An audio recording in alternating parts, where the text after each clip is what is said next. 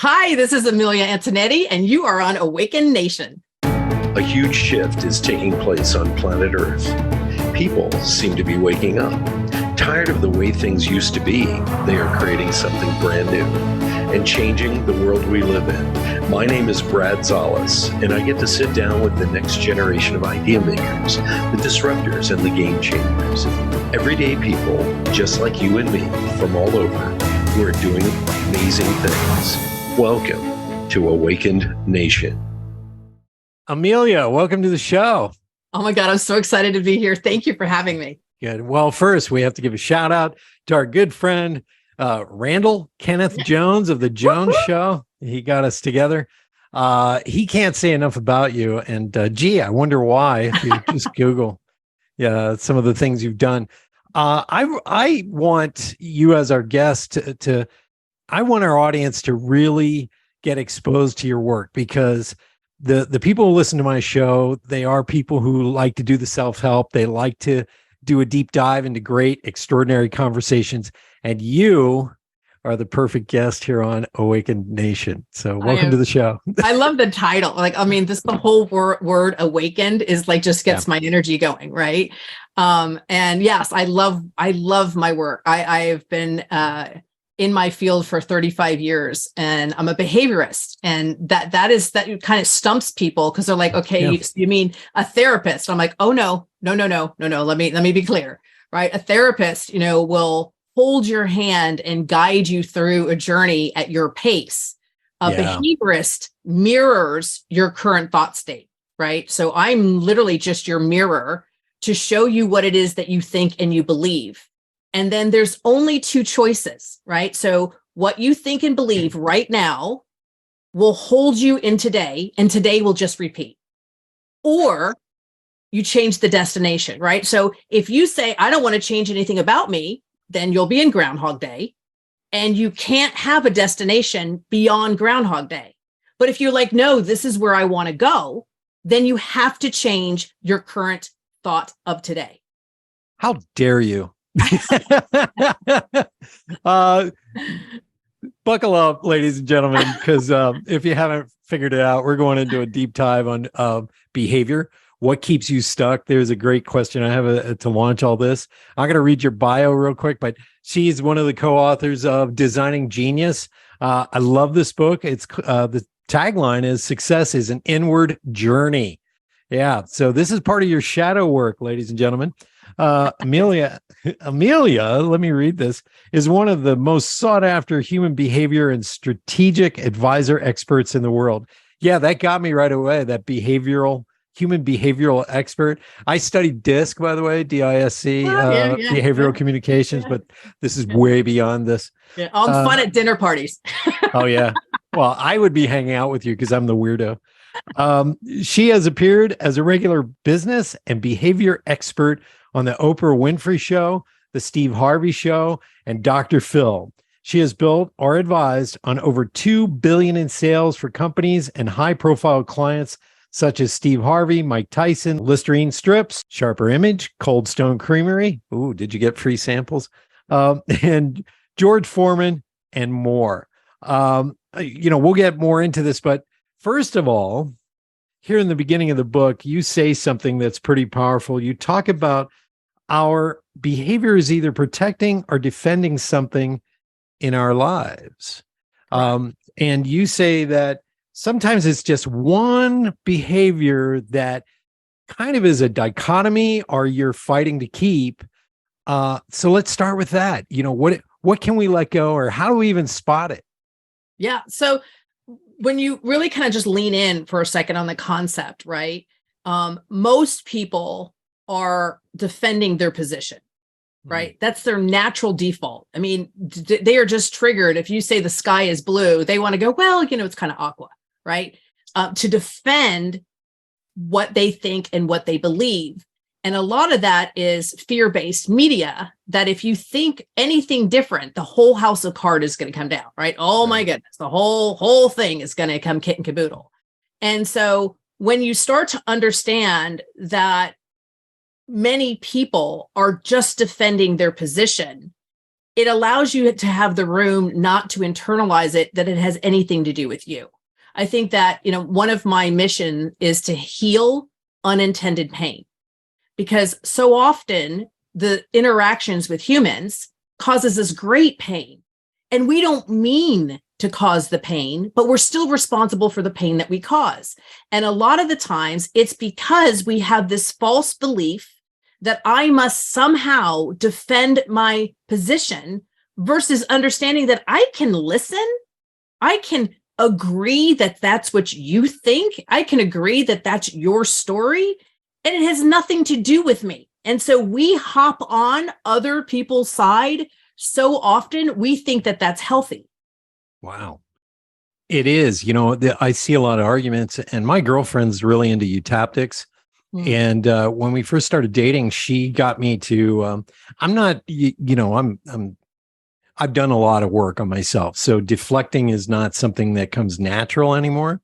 So I don't deflect, but I sit there when she accuses me of something or says, you need to change this. I go, maybe you're right. So, what you said is very powerful, but where do you go from there? How do you identify your defense mechanism? I guess you would call it. Well, it's the power of the pause, right? It's being comfortable in the silence, because people think that in order to, right? Because as humans, so one of the baseline understanding to be human is we all have a need to belong. Doesn't matter who you are, doesn't matter how old you are, doesn't matter where you were born, doesn't matter your financial status.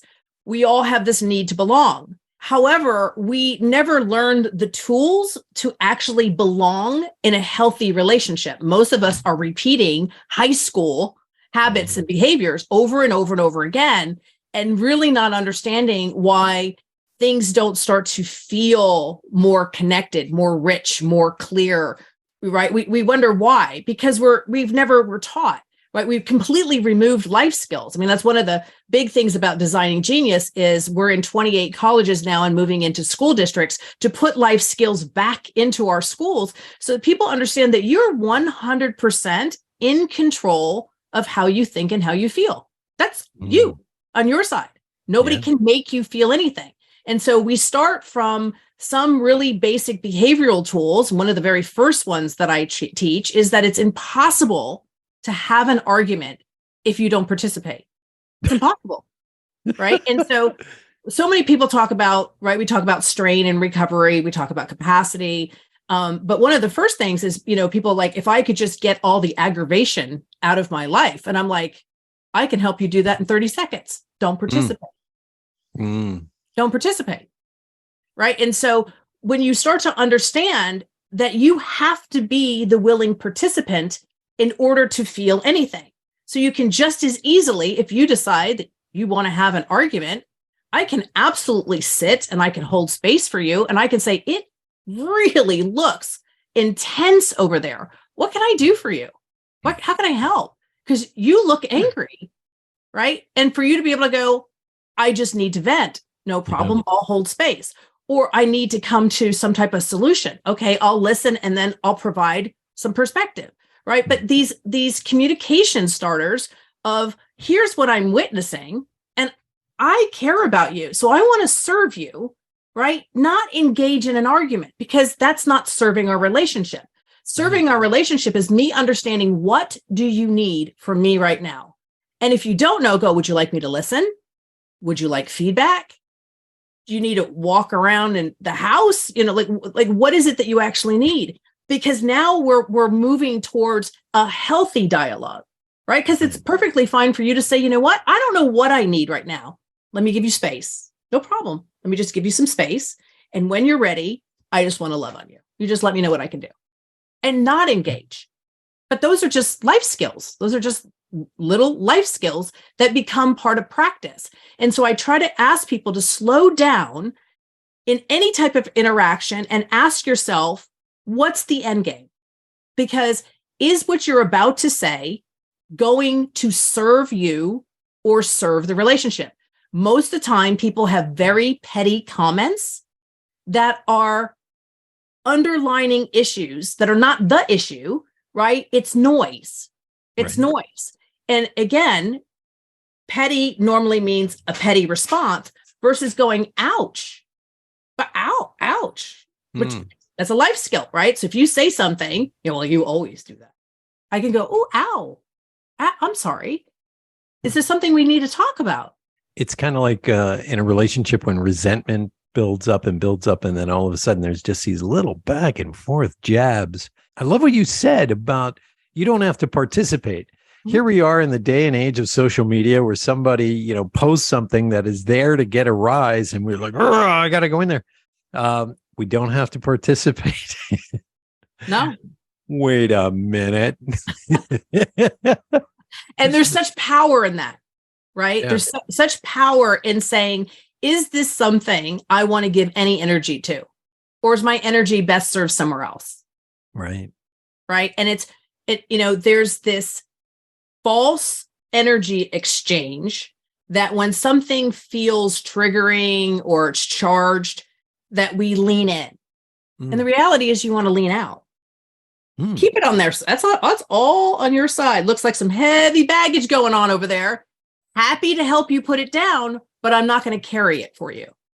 I'm always astounded at when somebody, goes to tell me off, or they don't want to hang out with me, or I find out years later they had this opinion of me that ain't me. I don't know how they came up with this, but they were projecting their own stuff.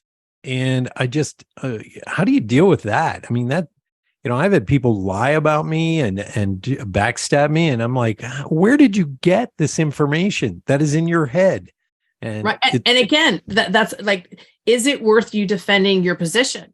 Because the reality is in your circle, and we call it your genius circle, right? Those people, no matter what information is, falls upon them, in a healthy relationship, people give you the space to ask questions and go, hey, listen, I heard this, and I would love, if you're comfortable, to have some dialogue, because I'm wondering like what kind of happened or what went on, or is there something that I can participate, or like, how would you like me to handle it? That's an open dialogue to say, here's something I'd like to discuss. Are you willing or unwilling to discuss the subject? And sometimes you have to be okay with somebody saying, you know what, I'm really not willing to discuss that. Okay, I'll respect your boundaries. And you have to ask yourself, if not knowing anything more than you know, can you still participate in the same manner within the relationship? Because you have a responsibility to say, well, without this information, I'm going to have a difficult time, right, continuing the relationship. Or to be able to go, you know what, it really doesn't even matter because it's not my experience, right? And that's kind of when you hear the hearsay and all that kind of stuff, is most of the time, it has nothing to do with you. Right. So in these scenarios that you're talking about, which is somebody is projecting or transferring something because you're a trigger for something else, that's all on their side. And I've had many, many relationships where I'm like, listen, I think we need to take a break. This isn't feeling healthy to either one of us. I want to honor and love you. And so I'm going to step back. And when you feel, right, time has come to revisit this, my door's open. But what I won't do is I won't participate in unhealthy behavior. And this is starting to feel unhealthy to me. I wish you no ill will, but I'm going to remove my energy because I need to stay the course on my values, my minimal standard, right? My minimal viable standard. And this is something that people start learning as they dig into behavior, is that you have to have a minimum for everything, a minimum. This is a minimum requirement to be a friend. This is a minimum requirement to be in business with me. This is a minimum requirement. And for me, being able to list for you what that means, and for you to say whether that works for you or not, because sometimes my minimum does not work for you. And that's okay, because I can cheer from you from afar. We don't have to be friends, right? That's this false belief that we have to be friends. No, right. We don't have to be friends. We can be colleagues. I can be your cheerleader. I can want the very best for you, right? But we're not in sync on where we're going, or we're not in sync with our expectations. And that's a tough conversation for people to have. And I have to always kind of like have it openly to say, I am not average. I'm not average. I don't live an average life. I don't have average standards for myself. I don't have average standards for my friends. And so you need to understand that my expectations are a little bit more than what you may be used to. And if that doesn't work for you, or that causes you anxiety, or that triggers you, I can hold space and lovingly say, if you need me, give me a holler, but I'm going to continue my course, right? Because I cannot allow myself to go up and down, right? To keep changing my standards, right? To kind of accommodate my environment. I create my own environment and then attract those that are tracking at the same pace as me. This is incredibly powerful. I want to say boom when you talk about this stuff, because I keep thinking of something that stuck out. I think it was 25 years ago. I read Awaken the Genius Within by Tony Robbins. Yeah. And he said, change your standards and you change your life. And I think this can be intimidating for some people because they don't want to let go of these dysfunctional friendships, let's say, or they don't want to move into a place that might feel lonely in the beginning because, when you're at the top of the mountain, there aren't a lot of people up there. So changing is really, really hard. And I love what you're saying about this because this is not taught, as you say. And it's almost like it's just pure common sense when it comes to human technology. Wouldn't you say? By the way, how did you discover all this? Well, it's been 35 years, right? And so I have been a business owner, a CEO of some very large companies over my career, and then worked on lots of other people's companies. And so a business is a bunch of individual people, right? You have to be a master of people in order to run a healthy organization. And so I wanted to be a CEO that really understood each individual's value system based on their lens, not mine, not what the company thought, not what I thought. I wanted to know, what did they think? What did they believe? And what did they desire individually within our organization? And then help them move to what they say that they wanted. Because the more you can serve people to get them on the journey that's created for them, you have a relationship for life, right? And so I wanted to change the paradox to not make it about me, to make it about them. And the only way to make it about them is if I understood truly about human behavior, right? What actually is human behavior? Why does it exist? And how do we lean in to either start, stop, or swap our behavior to create the momentum towards what it is that we want? And so all of the stuff in Designing Genius, right, takes little nuggets to help you understand what you're currently thinking, what you say you want, and then on those 2 points saying, well, if this is what you say you want to go, then here's the thoughts that have to change today. But if you don't want to change any of those behaviors, then you have to change your destination because you'll never get there, right? Because everything comes to you based on the frequency that you put off. So I kind of always say it's like a house, right? So there's a certain frequency in the basement, and then there's a frequency on the first level, second level, third level, fourth level. And if you are vibrating at a basement frequency, then you only see the opportunities in the basement. You won't see the opportunities at the third level because you haven't done your work. And when you start to realize that you are just a byproduct of what you think, what you believe, and how you show up. And so if you want something different, you have to learn how to show up differently. And here's where the rubber meets the road. Your current self has to die in order to become your future self. And this is where, when you talk about loneliness in many, many cases, not all, but in many cases, the loneliness is the you that you are shedding. There's a loneliness of, wow, I don't think or believe that anymore. Wow, I'm moving away from what was known and moving into my future, right? There's a loneliness anytime you part with anything. And the loneliness is not a negative feeling. Loneliness can also be a sign of tremendous growth. That's powerful. I hope everybody's taking notes because you're laying down truth bombs. Boom. Pick up the book, Designing Genius. And here's what I loved about it. You have a step system kind of in here. And when you buy the book, folks, you get a QR code in here. I don't know if you can see that. This QR code helps you get access to tools and games to play with your family. Also, Number one strategy to make any of your goals a reality. Ooh, that's intriguing. And a $50 coupon for the Designing Genius course. So pick up the book. There's a QR code. There's much more than just reading the book. There is, a workbook, a guidebook to help you achieve your goals and make some changes in your life. So let's dig in a little further.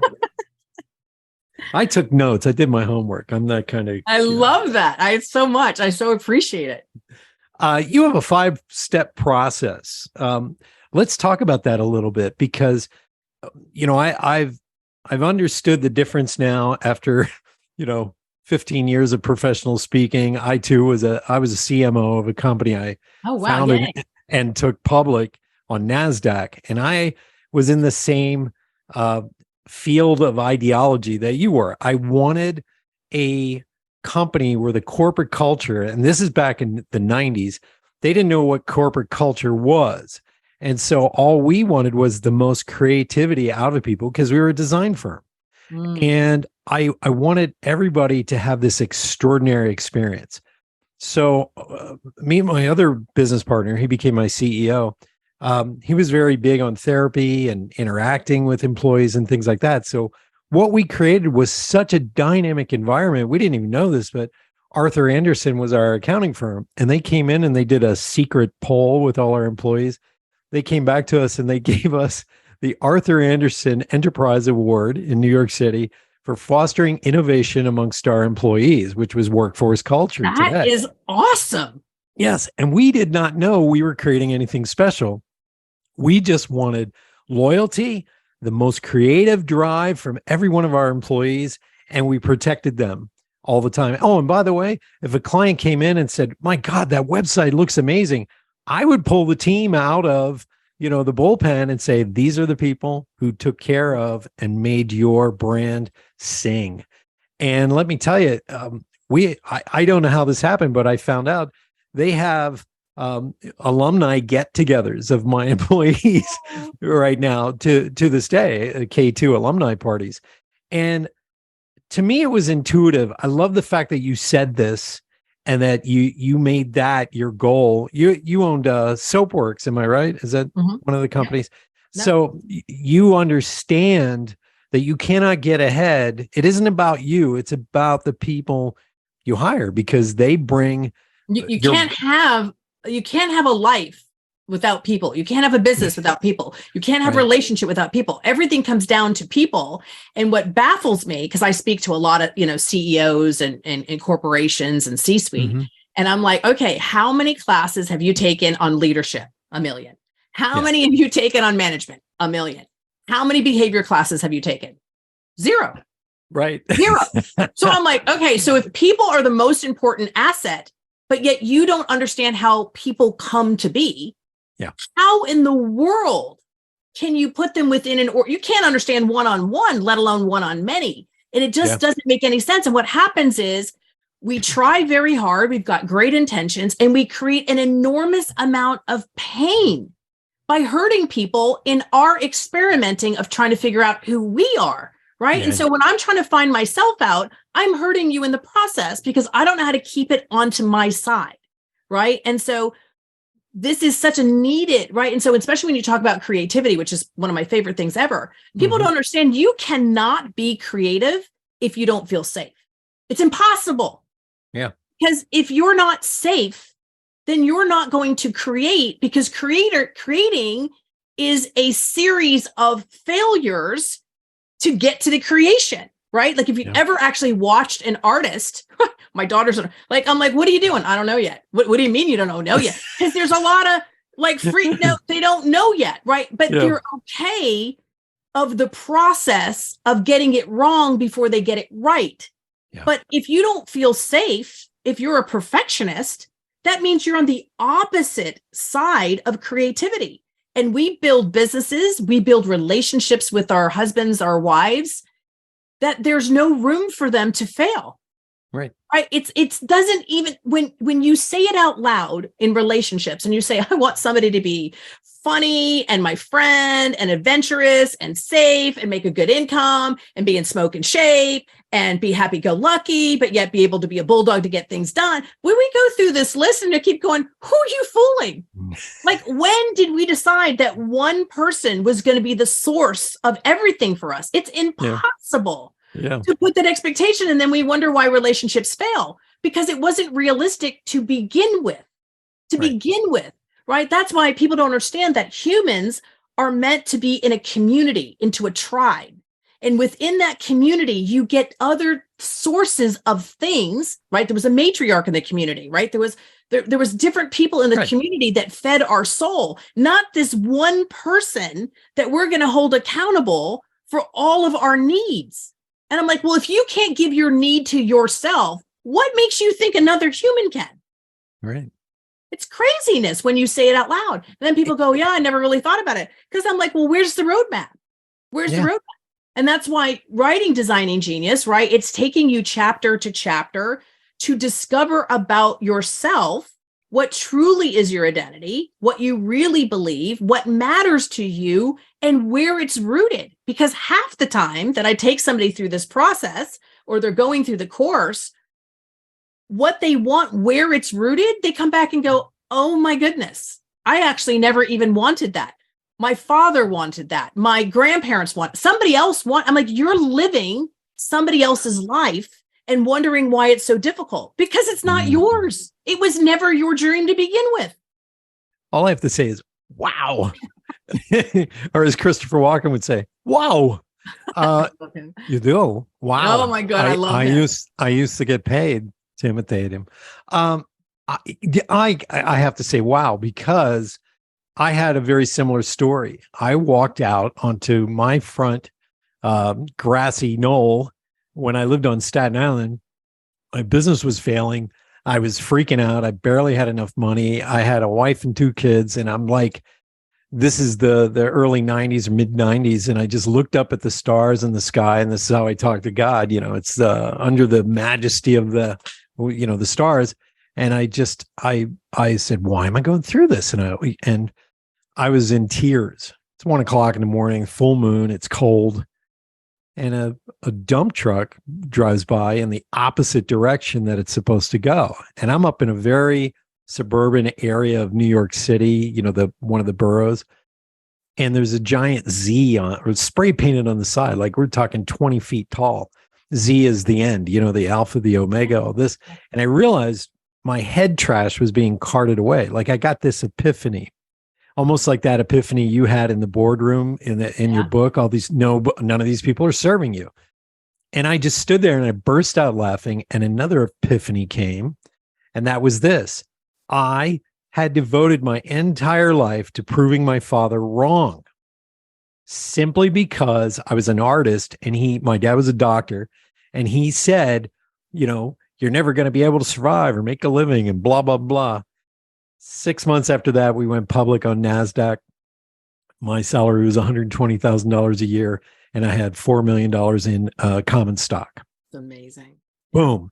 And it was a shift of mindset. Now, it didn't happen overnight. Once I had that epiphany, I realized, okay, I got to trust in this new sort of paradigm that I'm carrying in my brain now and act on it from that moment on. Yep. So this is why I love the work you do, because I've done this interpersonal work by myself in the dark sometimes. Some, you know, from Gestalt therapy to group therapy to tactics to you name it. So I love this work. And I just got to throw this in. I'm going to send you the paperback 10th anniversary edition of my book, Liquid Leadership, because I have several chapters in there where you need an environment to tell the truth, even if it's against the CEO. And without an environment where it's safe to be creative and make mistakes, there is no innovation. And so in my company, right, they are required to fail every day. Oh, nice. Report every day that people tell me what it is that they failed. And that is my way of being able to reprogram the response that people expect from failure. Right. I'm like, oh my God, I'm so excited. How did you screw up? Tell me what happened. What did you learn? What can I learn? Right? To understand that what is defined as failure is merely a directional guide. That's all it is a directional guide. Right. And if you can suck the information out of it, the value is exponential. And when you can get a team that supports each other by failing, right? And failing together as the collective, but also then masterminding what we can extract from that, the greatest innovation happens. The greatest innovation happens because they feel, right, even, right, come to neutral to share, oh my gosh, I have totally messed this up. And you have to breed that type of environment if you're looking to innovate or create. And as humans, we are designed by primary curiosity. Yeah. Without curiosity, we're miserable. So when people tell me, oh my gosh, I can't, like, is this it? I get this all, is this it? I cannot imagine spending 20 more years in this life. And I'm like, where's your curiosity? When have you pushed play? When have you, right, gone out with the intention to just let it all go? I mean, you hear it all the time with highly successful people, how they go on these little mini adventures to push their brain outside of, right, what they don't know. And you need to, you've got to continue to push those boundaries. You know, I try, right, every year I plan something. I have my friends now do it for me, something that I absolutely positively do not want to do. I do not want to do at all. And I lean into it, right? We have a game that we play where everybody puts things in the hat, you know, and so I just 2 weekends ago, I pulled one out that my daughter put in there randomly. And she was like, I want my mom to rollerblade. I'm like, well, have you met me? I'm like, I am going to break something. I'm like, are you kidding? But it forced me like outside of my comfort zone, you know, to go, okay, how am I going to lean into this? But the more you practice being uncomfortable, the more you raise opportunity because you're comfortable being uncomfortable. Well, what is opportunity? Opportunity is something that's new. Well, you're going to run from opportunity if you're not comfortable in the uncomfortable, right? So you have to condition yourself, right? Practice over time to just be comfortable in uncomfortable. And especially like, again, you talk about being on the road. You know, I'm out on the road. Everything you can possibly think of that happens is going to happen. And I got to go, oh, wow, I guess I'm meant to be here. I guess that's what I'm meant to be. What can I learn from this environment? I'm like, hey, are you on the same plane that I'm on tonight? Let's go grab dinner. Who are you? What do you do? Like, you just have to be like, you roll with it, right? Yeah. Because you choose the response. I can get angry, but how does that serve me? Like, how is that even going to do anything for me? There's no food there for me. And so the response of going, there must be something here that I just don't know. So let me be curious to explore it. Like, what's around me, right? Because it's a little like tap on the shoulder to say, look here. I'm like, okay, let me look here. Who's here, right? That's the curiosity that changes the way you feel, but you're in control of it. You're in control of the response. That is so true. I always try to do something, you know, that most people, like my girlfriend, she looks at me and she's like, wow, you know, because I like to go climb mountains, or I like to do. Me too. I climbed Kilimanjaro. I love to climb. I'll climb anything. I'll climb anything. Me too. When I was living in Las Vegas, I went to Red Rock every weekend up there in Calico Basin. I just love to challenge myself. And it would be 110 degrees, and I don't care.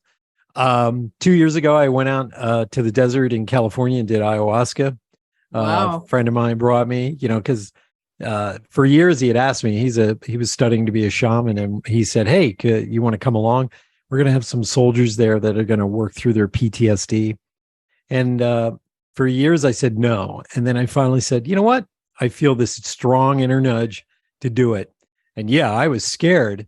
But the healing that came out of it was so worth it. And so I'm on board with what you're talking about. No pushback here. Are we covering those the 5-step process? Do you have that? Do you want to talk about that? You can just pick one. We can lean in, you know, just pick one that, you know, you kind of like the feel for, and, you know, we can just kind of decode it. I mean, there's, so much, like I said, Patricia's, my co-author, is the one who really leaned in about writing the book. She was like, I really think you should write a book. I was like, no, I'm not doing that. I'm not writing a book. I'm not doing that. But I was like, okay, if we're going to do this, I want to make sure it's not like a regular book, right? I was like, I want to put these behavioral tools in. I want people to be forced to learn at the end of the chapter. Like, I really wanted it to be an experience that people could then share with others. Let's talk about the rules of the game. Because we go to public high school in the United States. Everything is about memorization, and there is not one course on how to be successful in life, how to go out there and choose your path. Some people are JOB, some people are entrepreneurs. I personally have been rejected and kicked out of some universities simply because I don't have the bachelor degree, but I have all this business background, and they just don't want to teach it because it seems to go against the grain of actually what the teachers and the university professors know. They don't know how to do this. Yeah. So let's talk about this. What are the rules of the game, and how come they're left out of our lives in most cases? So it's fascinating to me. And again, I think this is part of the reason why I do what I do, is we have never been taught how to think, like actually how to think. And part of the process of learning how to think is fact finding, right, around you about, well, what is the rules of the game that you just stepped into, right? And so I try to give people the scenario that if you have mastered, right, the rules of football, and you try to play basketball, doesn't matter how good you are at that sport, you're going to fail miserably at basketball because the rules are different. Right. And we jump in to all kinds of situations without understanding what the rules of the game are. And for some reason, somebody told us that we could change the rules of the game before we've established any credibility in the game whatsoever, right? Which is insanity. Right. And so I think that one of the strongest lessons that I learned early on, so I'm the only girl out of a pack of brothers. And I remember playing in the backyard with my brothers. I literally got dogpiled, broke 3 of my ribs. And I came in the house crying. And my dad was like, "What are you doing?" And I'm like, "What do you mean?" He goes, "Are you crying?" And I'm like, "It's just not fair. It's just not fair, right? I'm a girl. They should somehow behave differently because I was a girl." And my father said, "You see that kitchen? You can go in that kitchen with your mother and your aunt and your grandmother and stay in there, and you can whine all day long. But if you want to play with your brothers, you have to learn the rules of the game. You can't change the rules until you become the master of the game. And you're crying." And so it started this concept for me to be able to say, okay, they're bigger, right? They're heavier, right? Way stronger than I am. I'm 5th from the youngest, right? So I was like, but what can I do? And I'm like, I can outsmart them. You're not going to outthink me. And so I worked on speed and intelligence so that I could play with my brothers.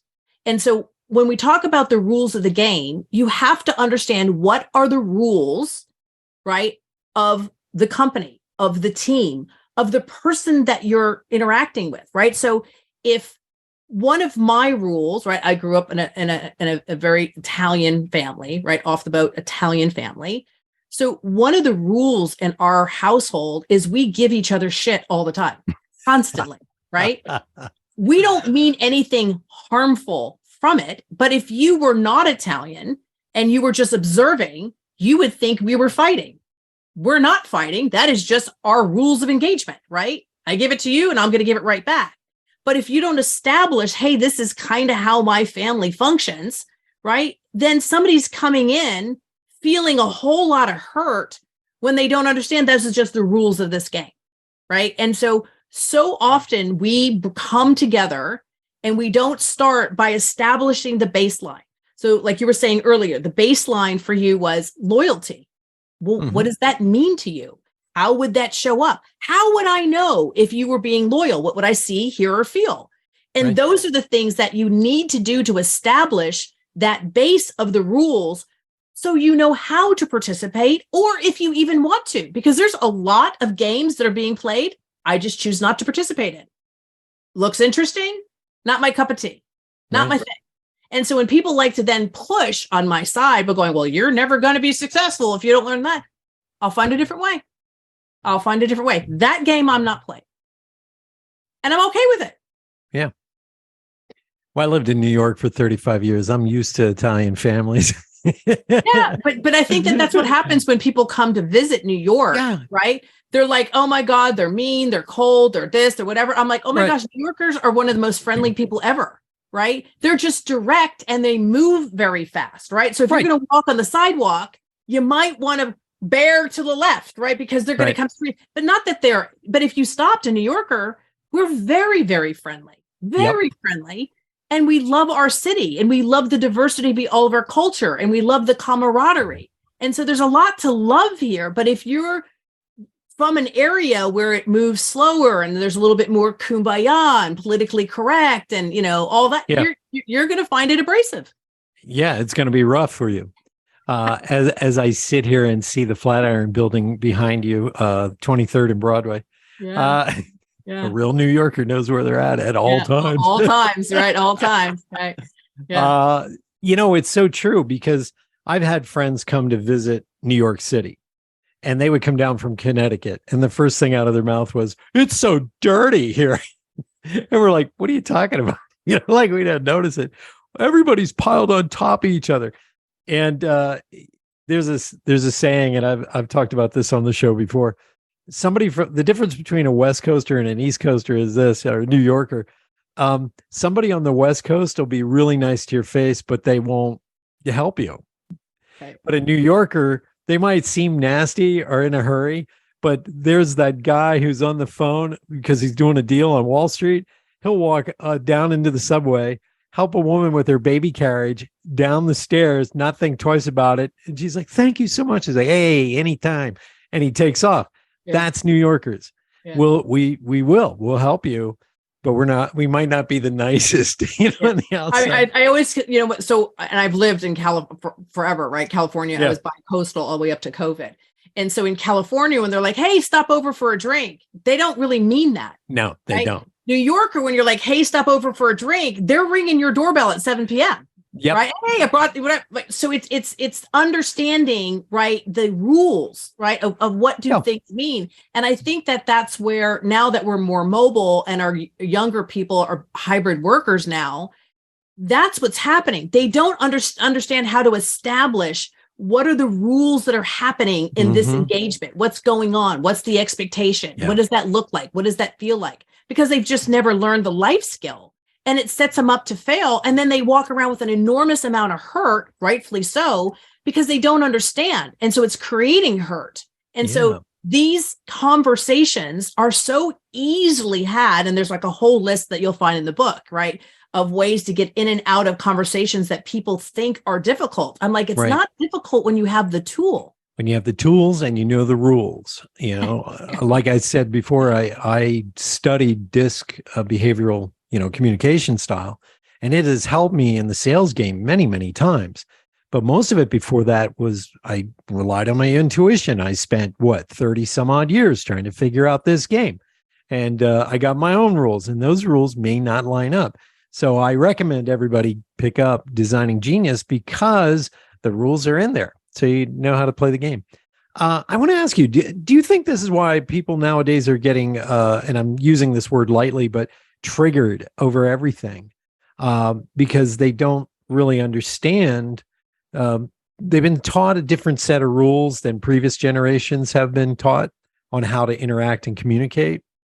That's what it looks like to me. It's just a difference in generational styles of how they were taught.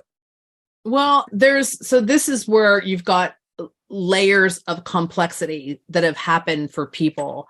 That's the result is what you talked about. You have to understand that COVID has had long-lasting effect on all of us. Yeah. And through this time, right, let's just put 2 years as a quick little place up, but within this 2 years, people came into awareness about a lot of things about themselves and their life. Yeah. And part of that awareness was, how in the hell did I get here? Right? How did I get here? Because slowly over time, they were sold, right? Like commuting 2 hours of their life was a good idea, right? That like all of these small, right, moving the needle of your minimum standard, where they were literally just running to get caught up. And if you looked at a lot of the reports from COVID, right, for a lot of people, it was the first time in their life that they actually sat down to family dinners, was the first time that they've had conversations. People took a hard look at their relationships, what are they working for? Like a lot of this heavy thought came out during COVID. Well, it hasn't been repaired. People are still, right, very confused on the seriousness and heaviness of this life that they created. Mm-hmm. And they don't know how to move the needle to where they actually want. They're like, this sucks, but how do I change it? Right? How do I change it? And slowly, right, we're being pulled back into a lot of the habits that we feel like we have no choice. And when somebody feels like they have no choice, the resentment is what builds. And so when you're resentful, bitter, angry, and resentful, everything is a trigger.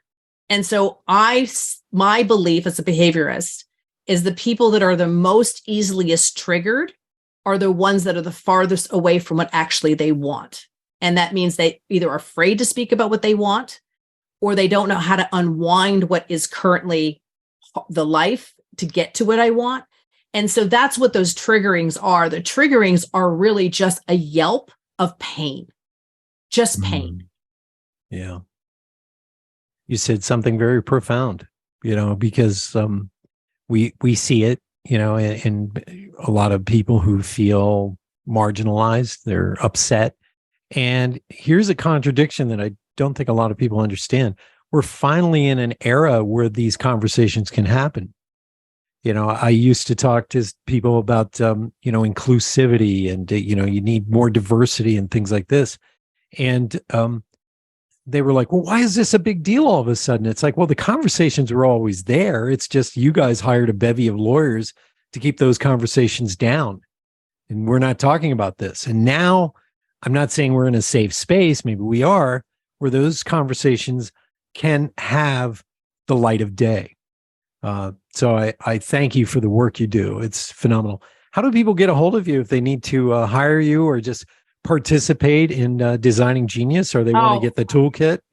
Listen, I love hearing from people. So my first name, Amelia, Amilya, across any of the social platforms, you're going to bump into me. And I try very hard to, chat back and listen to your comments. If you just go to designinggenius.com, you're going to be able to, see the course there, see some of the work that we do. Yeah. Absolutely. We have a B2C, business to consumer, and B2B, business to business. Head over to Amazon. You can get the book on Amazon very, very easily. And we just want to hear from you. Like, we're really here to serve. And if you've got a behavioral trip up and like us to solve it, join the DG community. It's a lot of fun. We meet every week. And that's what we're doing, is we're decoding and helping people move through those behavior blockers. That's powerful. Thank you so much for doing the work you're doing. Folks, get out there. A lot of you may want to, get to know Amelia better. Go on Clubhouse and friend her over there, because I've been in a couple of Clubhouse rooms with you, and your work is so powerful. And I love when people have figured out, how the matrix works, and you really have done it. So thank you so much. Get the book, Designing Genius. Success is an inward journey. I want to shift gears real quick in the time we have left. You got Bob Berg, my buddy Bob Berg, to do the forward. Bob is incredible. So talk about that. What did you do? You just asked him, or he's like, well, I picked up Go Giver at a very interesting time in my life. And I think I was reluctant in the beginning. I think the book was gifted to me, never got around to it. It's one of those things that somebody kept like talking about it. And I was like, when I read Go Giver, it really changed my perspective about everything. And most importantly, really allowed me to shine the light on myself, right? Because I was like, wait a minute, am I really a go-giver, or am I looking to get something in return? Right? Was I that kind of like an eye for an eye kind of thing? Right. And it really, really changed me. And then getting to know Bob, he's just brilliant. I mean, there are certain people who changed the course of how leadership is, what that benchmark is, right? And he elevated leadership exponentially. And so part of my work, and really being bold about my work, about like, listen, this is a thing. Behavior is a thing that you have to understand. Like I said, talking about leadership and whatever, taking a behavior class, he really inspired me to bring my work public. I did a lot of my work for many, many, many years, one-on-one, high net worth clients, kind of in the dark, because it's unusual. Right. First, people, are you a therapist? Are you like, how is this important in the business place? I'm like, behavior. I'm like, it's everything.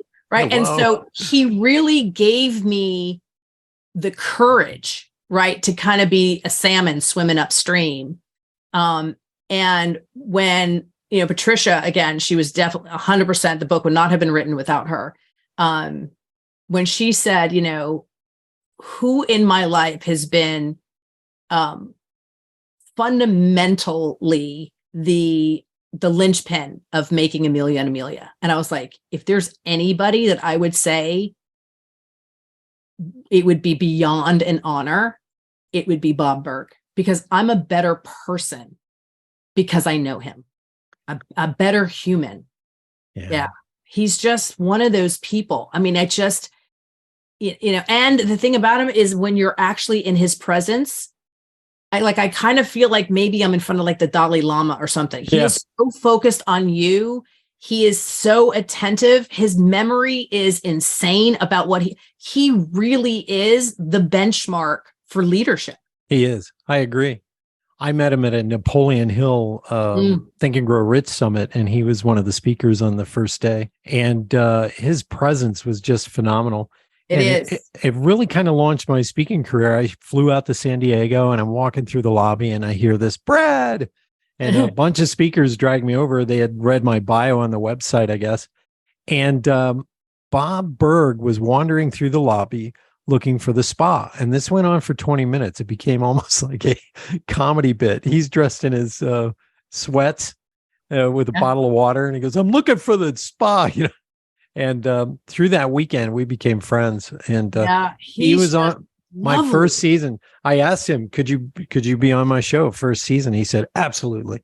Yeah, and he's just one of those guys. I mean, he is somebody that I think it's impossible to forget him if you've been in his presence. It's impossible. Well, he's 6'2", first of all.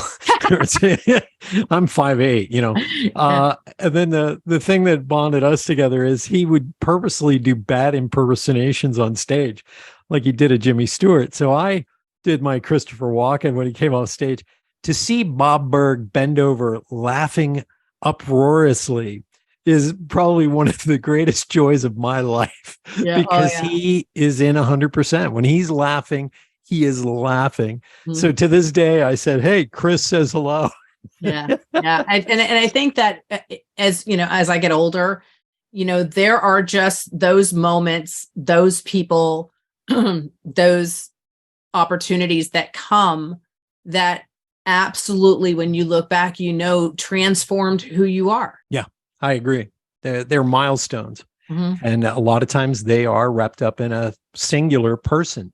Yes. That was that person who helped you up to the next level. Yeah. And it's having somebody like that. Like, again, anytime I'm questioning my next right move, there isn't a better authentic source than Bob, because he's straight up. Right. And so really just a true blessing, and he has his own mastermind, and he's got and I tell people, you absolutely, it's an experience that will change you. You've got, and he's so good on his social and responding. I mean, he's somebody everybody should follow.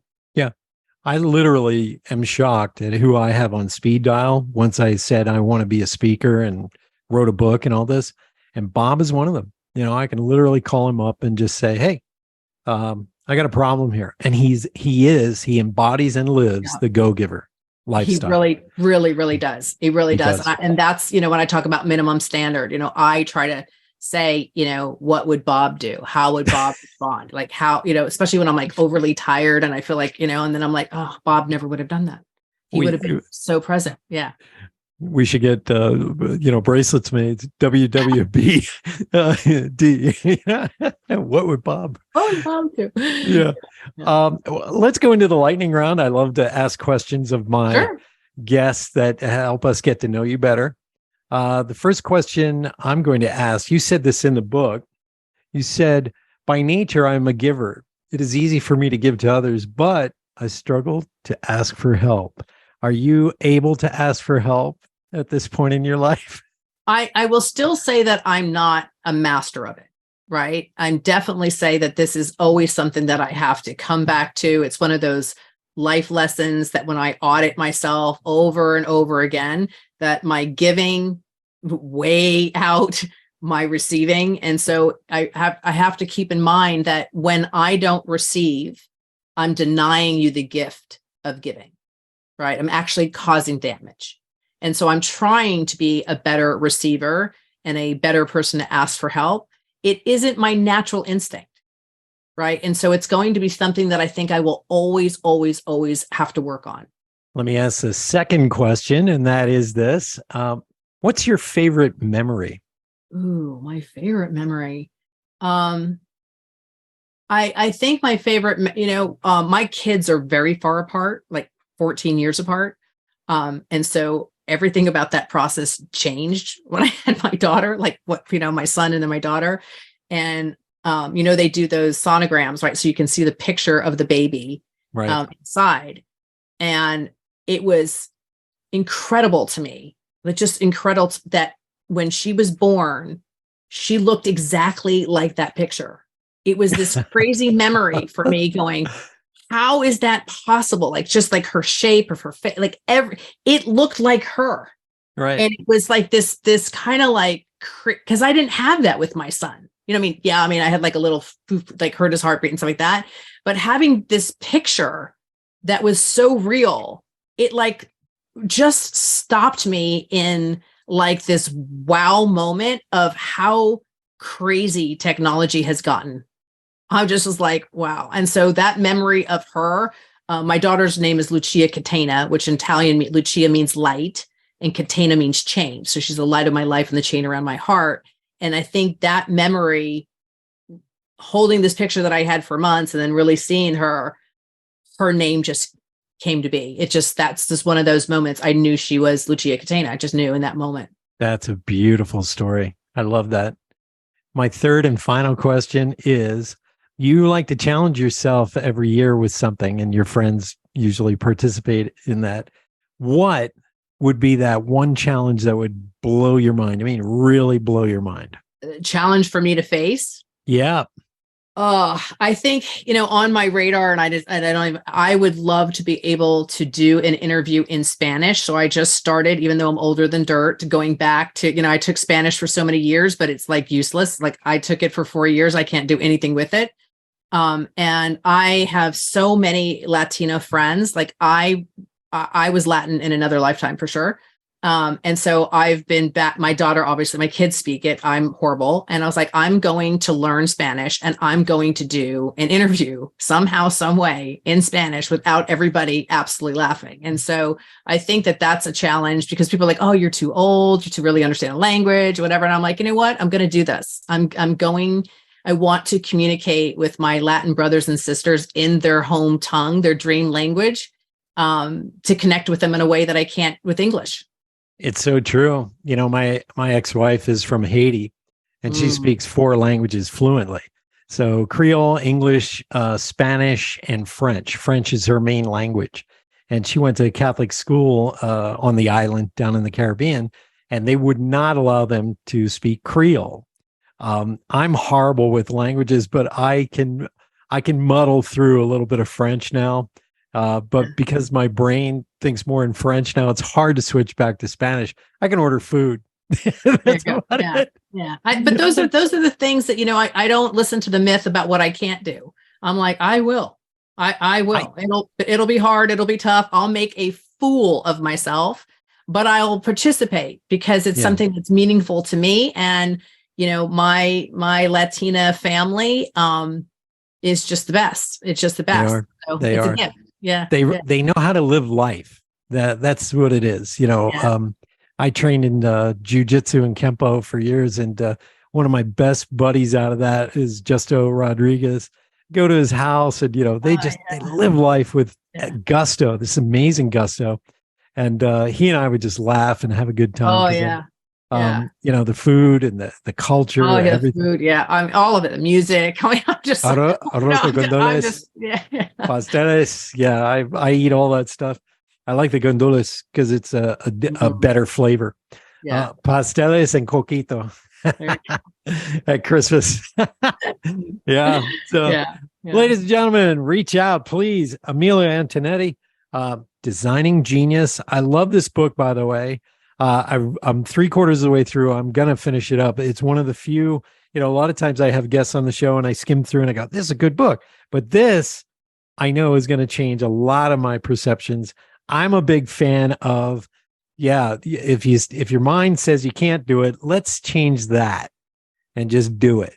And if any of you are at that age that I'm at, 60, and you're thinking, okay, I'm going to get ready for retirement, how about you take a step back and try something different instead of just winding down? How about winding up? So anyways, Amilya, thank you so much, and thanks to Randall Kenneth Jones for introducing us. This has been an extraordinary episode. Thank you. Thank you so much. I do. And I love Randy. Randy's like my brother. I mean, he is my heart, and we play together all the time. So I will definitely text him and just say, thank you so much for the introduction. I'm dating myself now. Yeah. A page or fax, There we go. Like, how old are you? I know. My BlackBerry that I still miss. Yes. Yes. The Palm Pilot. Yeah. There we go. There you go. Okay, boomer. Sir. Thank you so much. So much fun. Thank you so much. Hey, everybody, tune in next week for another extraordinary guest here on Awaken Nation. We have a phenomenal season 5, and just buckle up, get ready. Thanks again, Amilya. Bye-bye.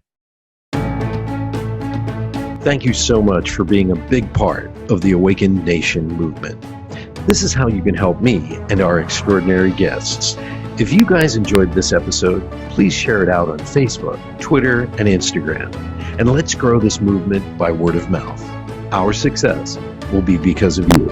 Thank you, and see you next week.